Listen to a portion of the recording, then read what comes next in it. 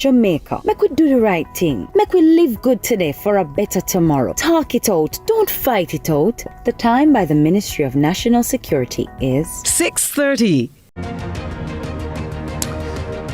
The ruling Jamaica Labour Party has called on the Jamaica Public Service Company, JPS, to roll back the massive increase in electricity bills that consumers are facing for the July to August cycle. Yes, indeed. Today on Lead Story, we'll hear from consumers themselves and from the representatives of consumer groups and business groups as the Light and Power Company continues to undergo a scalding in the hot water of public criticism and to be blanched in the cold water of threats and recriminations. Lead Story on CVM TV starts now.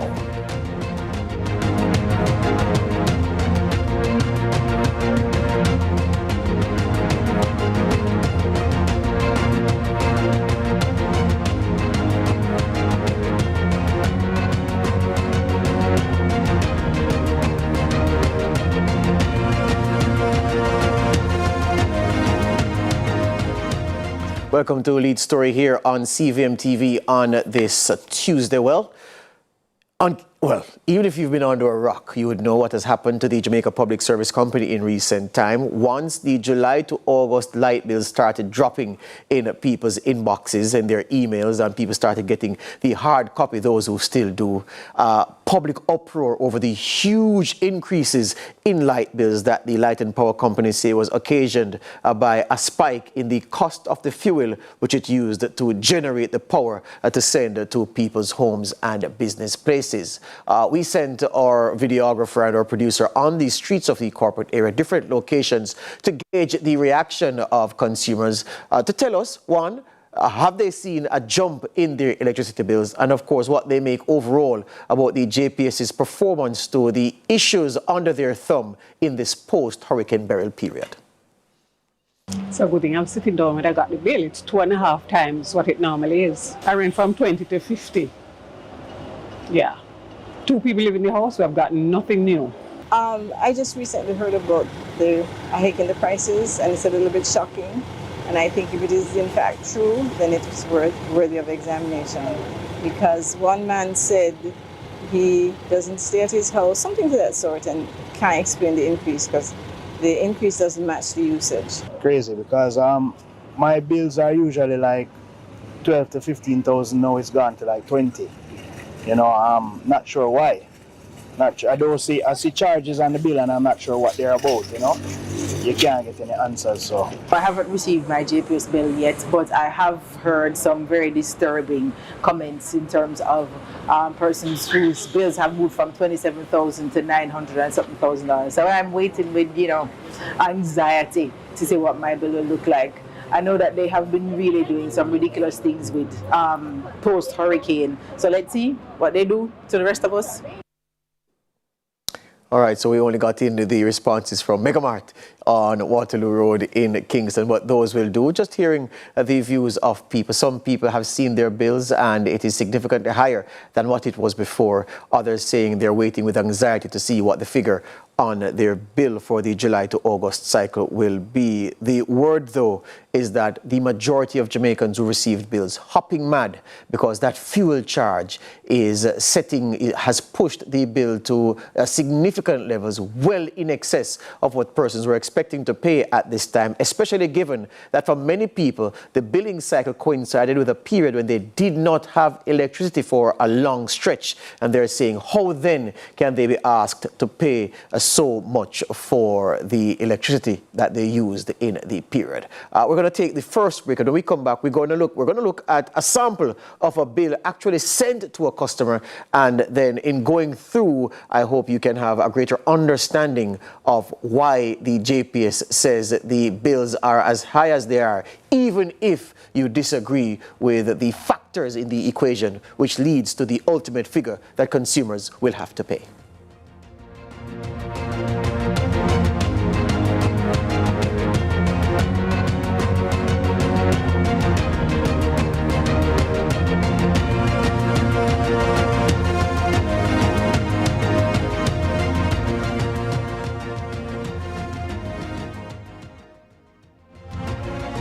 the new pack Sweet Living promotion. Win great prizes. Send in 5 new pack labels. Fill out the tagline. New pack, more than just value. Time for live sweet. Enter the new pack Sweet Living promotion, June 16 to August 31. See the price for more details. Authorized under Section 58(3) of the Betting, Gaming and Lotteries Act. John Mark! Celine, where you going? We can't say we're a friend now. Celine. We have to take on the road. Yeah, man, we have to take out the same way. All right, Lord, thank you so much for this day. Me, I do the work. Yeah. And the people, them accept it. Clarendon, Mandeville. But now we get to go into the inner city of Kingston. I can't wait to learn more as we go across Jamaica into different churches to understand what they do.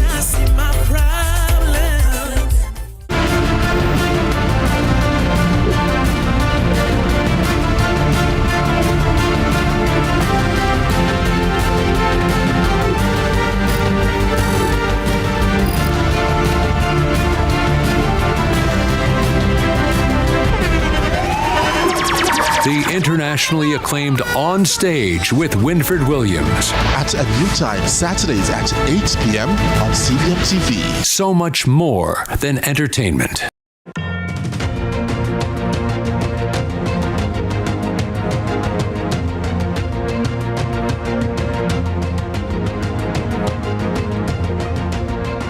Welcome back to Lead Story here on CVM TV. So it's been the talk of the week. Well, since Sunday, well, yes, of the week is correct because Sunday is the start of the week. Sometimes we forget that, thinking it's Monday.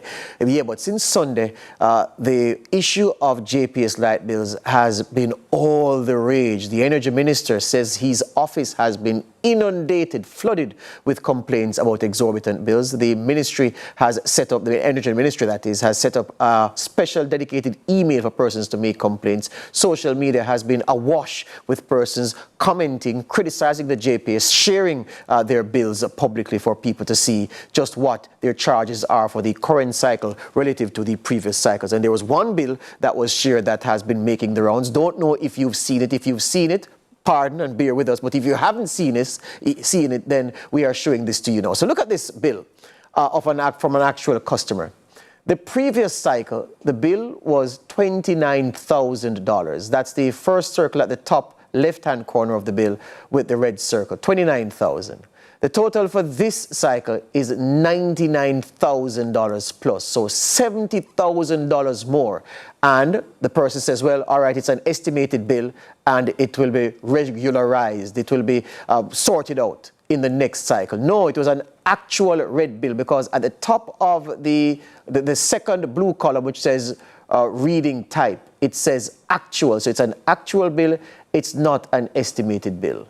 The critical figure on that bill, well, the critical figures are the number of kilowatt hours used and then the matter of the fuel charge, Now, this bill, the fuel charge for this bill is higher than the fuel charge used for all previous months this year. And I would suggest that it is higher than the fuel charge applied for many cycles by the JPS, because this fuel charge reflects the fact that the JPS said alternative diesel oil, which is significantly higher than the LNG that the JPS has now been using to power its generation plant, LNG was shut down, and so alternative diesel oil was used. The JPS is saying that for those 7 days when alternative diesel oil was used, notwithstanding the application of a special consumption tax on the importation of that alternative diesel oil,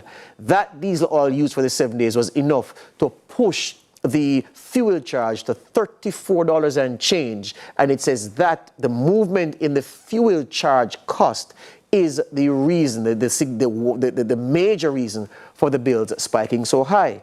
But there are many questions around that, because firstly, persons who are very close to the action say that New Fortress Energy, the supplier of the LNG, had the plant shut down for only 5 days. So after 5 days, they moved the plant to protect it against Hurricane Beryl. And of course, they shut down some of the facilities to protect it against the hurricane. But within 5 days, they were back up and sending LNG to the JPS. But the JPS is saying that, well, we used alternative diesel oil for 7 days because we could not get supply from New Fortress Energy. But people close to the action are saying it wasn't 7 days, it was 5 days. All right?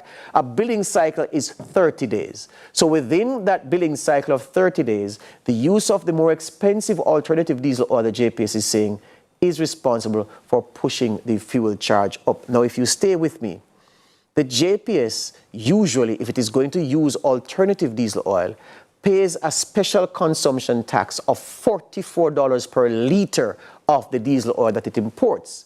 But seeing that the plant that generates LNG was going to be shut down given the pending arrival of Beryl, it said to the government, okay, rather than have us pay $44 and change per liter of the diesel oil that we will have to use given that the LNG plant is going to be shut down for the hurricane. We want to import the diesel oil but pay a special consumption tax of only $4 and change rather than $44 and change. The government said fine, and they allowed them to. So JPS got a 91% savings on the alternative diesel oil it used, and yet there's no evidence that any of that savings was passed on to customers. And so you're left to ask the question, and to ask the question of JPS, why were the savings not passed on? And how is it that the government gave you a 91% write-down of the special consumption tax on the fuel you were using for only 7 days of the 30-day cycle, yet the bills are so exorbitant, most people seeing increases of between 30 and over 100% in their light bills? How does that all reconcile? Those are the questions that the JPS will have to answer. But here's the thing. Consumer groups have come out now, and the Small Business Association came out very hard today and said, JPS, rescind that increase. Roll it back until we can resolve why it is that you decided to apply those charges in the manner that you did. The ruling Jamaica Labour Party have also come out and called on the JPS to roll that back. We also heard that the Prime Minister and the Energy Minister had a very frank exchange of views with the President and CEO, Hugh Grant of the JPS, earlier today, and saying to them that this is untenable, it's an untenable situation. Consumers cannot bear this cost. With the Small Business Association of Jamaica threatening to take to the streets in protest if the charges are not rolled back. So what do we have here? I've invited the president of the MSME Alliance, that's the Micro, Small and Medium-Sized Enterprises Alliance, Donovan Wignall, and the representative for the National Consumers League, former president Trevor Samuels, to talk about the light bill increases from the perspective of their stakeholders. Gentlemen, good evening. Welcome to Lead Story. Good evening. Yes. Good. In fact, gentlemen, I don't want to start the discussion and then have to break it because I'm up on a break. So let me take this break now, and when I come back, we can have that discussion. This is Lead Story, CVM TV.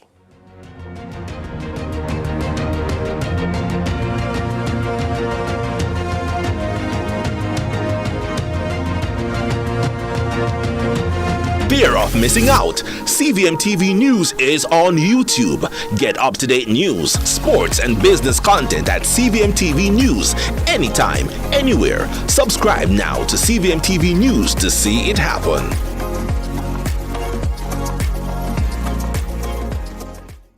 Look who we have in the cut. No, today episode I got nice. Legends, Senator, my longtime brethren, the great, all-star, the king, and the man himself. Salute! You know, as man, we're not to go as specialists, and that's the pinnacle of the problem. We want some new era. Do what you love and you never work a day in your life. You lie! You work till a week. It was pandemonium. Country people can relate to me, I talk about. What you think about me no matter, you know. What matter to me is what me think about myself. Man United, you know. I don't care what man want to say. You know, man. Yeah, man. You know, man. You finished? Yes, we finished.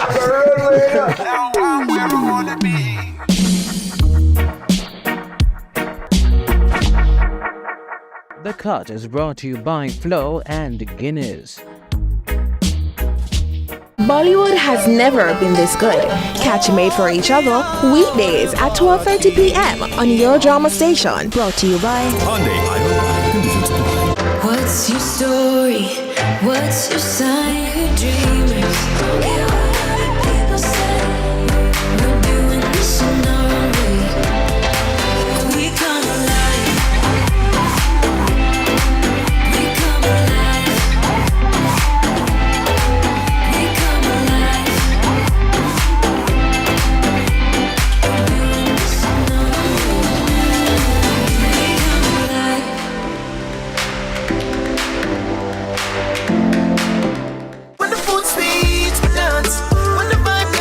The time by Grace. Taste that moves you is 6:45.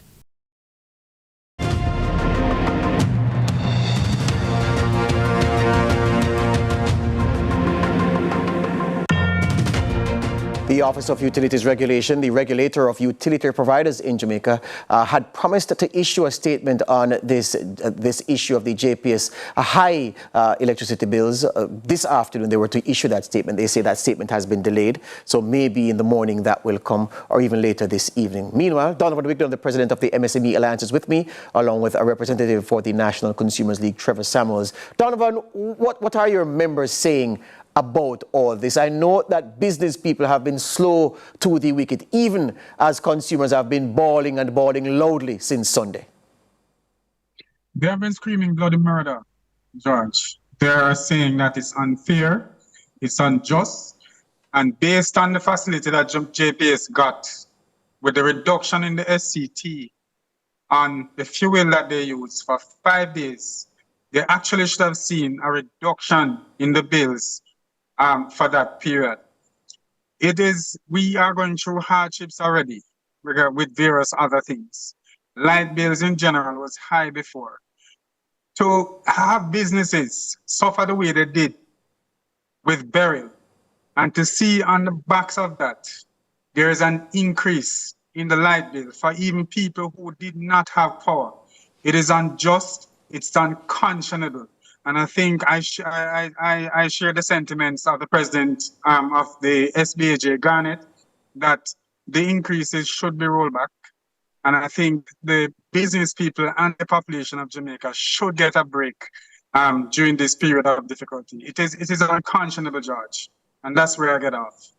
Trevor, the National Consumers League, from your perspective, the JPS got a 91% discount on the special consumption tax on the fuel which they used for, they say, let's take them by their word, only 7 days of the 30-day period, despite reports to the contrary that it was only 5 days. Well, let's take them at their word. 7 days you used the fuel for. But you got a 91% discount on it, and there's no evidence that you passed on anything to the consumer. Can this position of the JPS then stand in light of that? No. I think the JPS, as I use a colloquial term, has gone mad on the billing. I have heard a lot of complaints on the radio because I listen to some of the talk shows and some of the pains of people who have been given this bill. I myself had a bill which is very unusual, because my billing cycle is usually, at the end of each month. Now I have paid the bill and I got a new bill, another bill in addition to that, which has a considerable increase on what I'm normally paying. But it leads me to more than that, because if the manufacturers, we already have one of the most expensive electricity in the whole world. Absolutely. And I don't know how manufacturers, manage with this. But normally it is going to filter through to the consumer. How would you pay for goods which are manufactured, using that sort of price electricity to manufacture these goods? You couldn't pay for it. And it leads me to another situation.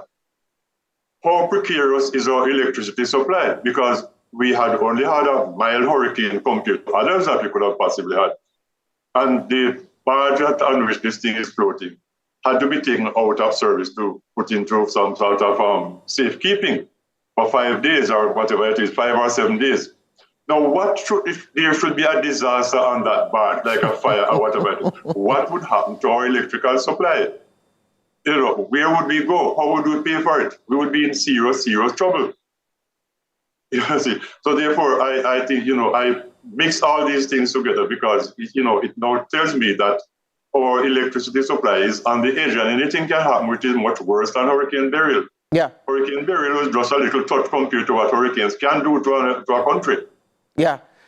And so, yes. Trevor, do you believe that in this time, with all these circumstances and various factors on the table, should we give the JPS a pass and say, well, look, they have to recover the cost somewhere, and so, the consumers should just take a hit in this moment and move on? Do you agree with that point? No. Is there any sort of insurance that the JPS has in matters such as these to cover some of their expenses, some of their costs? I don't know, because I would imagine that, there must be some amount of insurance that the JPS has for this sort of emergency if anything should happen. Because you can't drive your car on the road without insurance. So I would imagine a big company supplying a nation like Jamaica must have some amount of things that they don't. I don't know. So if they don't have it, then that would be a serious error on their part. But as I said before, the consumers will have to pay as householders, But buying the goods in the shop, which eventually leads down to that, how do they pay for it? How does a poor family pay for manufactured goods in Jamaica? If that should be the case, like, should we have another hurricane this year, what would have happened? Yeah. It's quite possible. Yeah. What would have happened then? I know that the JPS is in a difficult position because from my knowledge of industry, it is not easy to put in to repair a broken electrical system like it is now, because it took them many, many years before they could get to this situation. Yes. And, I quite understand that, you can't really fix that problem within a few weeks. Because I remember St. Elizabeth very well when there was very little electricity there. And I know when they were putting in those systems down in St. Elizabeth. And I know it took them many, many months or years before they get into that. Yeah. But how do we cope with another situation should it happen again in the near future? Yeah, and so Donovan, here we are. The OUR has been flayed for not holding the JPS to account, for effectively allowing the Light and Power Company to run amok. But the JPS will tell you that, look, we are in business. And yes, we got a 91% ease on the SCT, but that's not the only factor in the equation. And we have to make our money, we have to turn a profit. So it is understandable why we are levying the charges that we have. Isn't that a reasonable point, Donovan, or no? For 5 days, George, I think it's unreasonable. We didn't have an hurricane, the full force of the hurricane, and we're under the threat of an earthquake. This time of year, it is par for the course for us to have near misses or hurricanes. The JPS should be prepared for eventualities like this. It cannot be that every single wind that blows, every single thing that happens to the operation of JPS, it is placed on the backs of the population, on the backs of businesses, on the backs of consumers. There should be some preparation, as Trevor said, some kind of insurance to guard against this kind of thing. The increases are really unreasonable. When I look at that bill that you show, George, yes, I mean, how on earth can you justify a bill like that? It makes absolutely no sense. And the fact that you got a discount on the fuel that you're using, you're paying literally no duties. Yes. It is absolutely ridiculous. Yeah. The government owns 20% of JPS as well. Yes. And JPS has not been in a position where it did not make profits, huge profits, during its time of operation. So you're talking about 5 days, literally 5 days that you were using the expensive fuel. How can you not look at that and say, okay, give the customers a break? There were people who did not have light. There were people who did not have power. There were businesses who were not in production during those times. And then you turn around and increase the bill for a period, for downtime. Something is wrong. Something is amiss. So Whoever made that decision. So let me ask this question then, Donovan and Trevor. Let me ask this question. All right, it is easy to have a JPS pile-on because God knows they're up against it today and it's hard to feel sorry for them. But let's be practical. Would you support a position of the JPS? I'm going to ask you, Donovan, then I'm asking you the same question, Trevor. Would you support a position where the JPS says, okay, here's what we'll do. We'll apply the fuel charge to bills that existed pre-burial and do away with this $30 fuel charge that is now causing the problem. We'll calculate your bills at the old fuel charge before burial and move forward. Would you agree with that position, Donovan? It comes out, it seems a little bit fairer in this sense.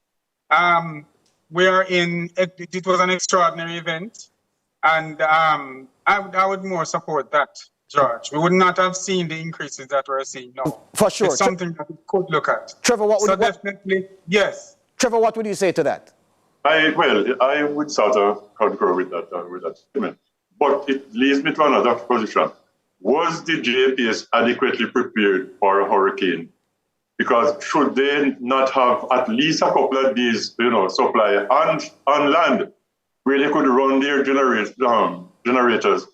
until they get back the main supply. Yeah. So it means that, as I say, we are in a tricky balance right there. Yeah. And, anything should happen, 3 days, 4 days, as the case might be, we would be in serious trouble again, and probably even worse than we were before. So I'm not sure that the JPS was adequately prepared for a hurricane. All right. And probably, an even worse hurricane than Beryl. Here's another one, gentlemen, as we close. The issue of the estimated bills. I discovered here yesterday, and I've done my checks, a lot of Jamaicans did not know this was how estimated bills were calculated. We've been told over time that estimated bills are calculated based on the previous 3 light bills. But that is not so, because what was said here yesterday by the JPS was that your estimated bill for the current cycle is calculated based on the average of the consumption value of your previous 3 bills multiplied by the current fuel charge. Many people did not know that. Did you know that, Donovan Wheeler, that's what they meant by average? I heard it this morning on your substantive station, and even so, at the end of the day, right, you are calculating consumption, yes? And the fact that you got a significant reduction in the cost of the fuel that you're using, how then do you justify an increase? That is the big elephant in the room. Yes. Where did this increase come from? Right. And what I want from you, Trevor, is the communication from JPS over time to say, yeah, an estimated bill is an average of your 3 previous bills, without telling the people in the way that I've just articulated that it's average of the consumption of the 3 previous bills multiplied by the current fuel charge, which is totally different from saying it's an average of your previous 3 bills. I myself did not understand it like that at all. And it came as a shock to me that, because my little maths, when I said I do averages, I take these 3 different figures and average it up. I didn't know that this factor would have come. I don't know whose type of mathematics this is, but it seems very, very strange. And they should have explained to us exactly what they meant by average. I don't think most consumers actually knew that was going to happen. Because if I have 3 bills, I would have added 3 of them and divided by 3. Absolutely. I know that factor would have come into play as well. And that's the point. Gentlemen, we're out of time, unfortunately, but I'm happy that you seem to agree with the point that, look, in the context of things, and we all have to carry a part of the burden, but the consumer can't carry this heavy load, revert to the fuel charge